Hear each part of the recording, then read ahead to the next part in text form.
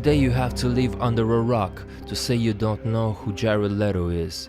In recent years, his rise in popularity was huge.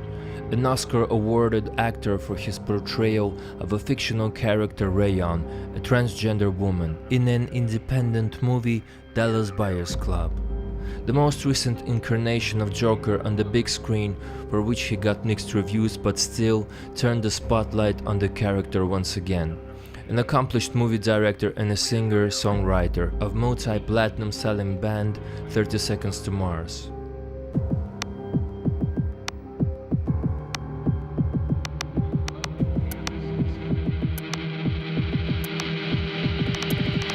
But back in 2005, when a friend of mine said he discovered this new band called 30 Seconds to Mars, he said their singer is a famous actor, Jared Leto. And my reaction was, I never heard of him, but I did look him up and found that up to that point he acted in movies such as Requiem for a Dream, Lord of War, Fight Club, American Psycho, and many others.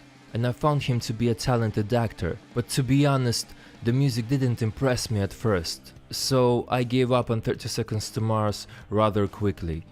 It's about a year later that I started paying attention to their music when I saw their music video for The Kill in 2006. I still wasn't completely sold on their music, but what impressed me was Jared's voice. Back then I didn't really see the difference between voice types and vocal ranges, but he sounded special to me somehow. Like something I've never heard before. So slowly I started to explore their music, including their first self-titled release, and found quite a few songs that appealed to me on both A Beautiful Lie and self-titled debut release. But what really made me connect with their music was the fact that their instrumentals of entire Beautiful Lie album were easy to come by. This was about time when I was concerned with my vocal range, since most of singers I heard were beyond my limits when it came to range. The instrumentals of Beautiful Lie served me as a great material to practice to, even though at the time I had to lower the key of most songs on the album.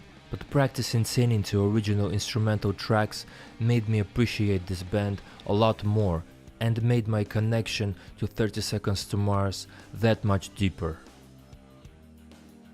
Once I started getting into their music, I noticed a glaring difference between their first two albums that no one has really paid attention to, or so it seemed. But it was very curious to me, because the band has changed their general tuning on Beautiful Lie, and subsequently Jared had to change vocal range he generally worked in, which is not easily done. He did it, and did it well. His vocal parts on 2005 are some of the most demanding vocals on a rock record I know to this day.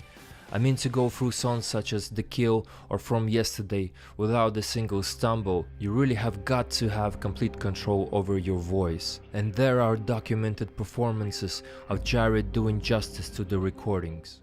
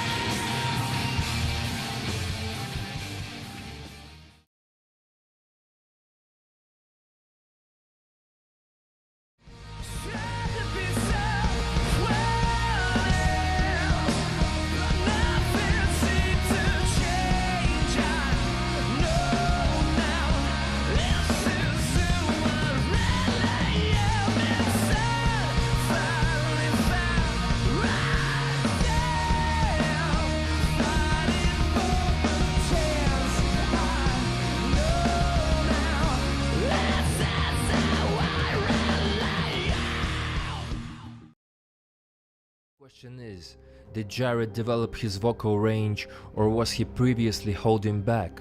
Was he predisposed to having a wider range naturally, or did his range expand with practice?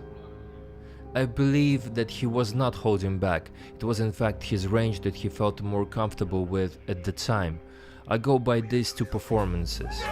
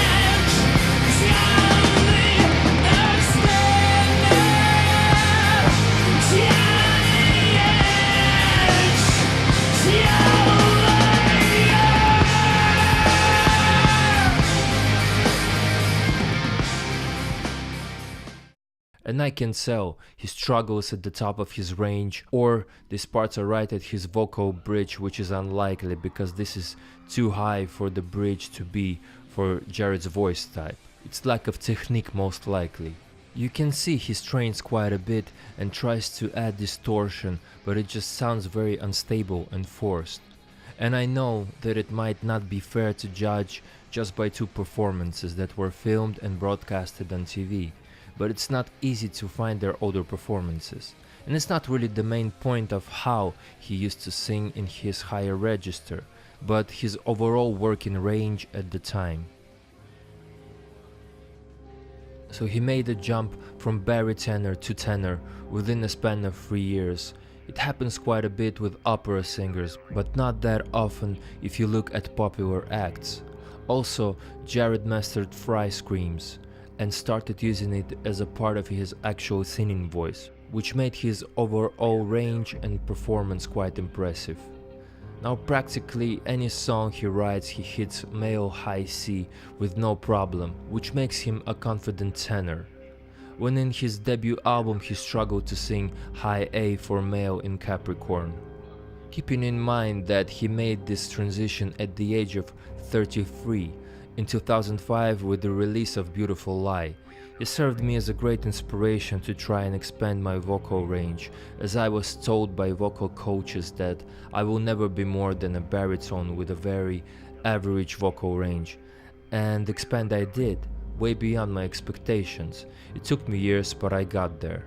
So, if you never noticed this transformation in Jared's voice, I hope you notice it now, and it will inspire you to grow beyond what you are told is possible. This also brought me to a realization that there is no magic happening, even for someone as talented as Jared Leto is. There was a lot of effort put into his voice prior to us hearing a polished record like A Beautiful Lie.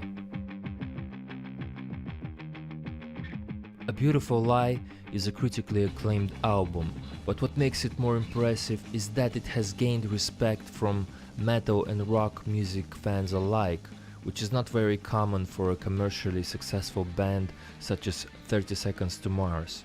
Because metal community really likes to label things and say, well, this is not complex enough and things of similar nature. 30 Seconds to Mars overcame that, in my opinion, largely to their songwriting abilities, Jared being the main songwriter, and Jared's vocal performance on the album. Most metal musicians I know have nothing but respect to Jared as a singer, and so do I.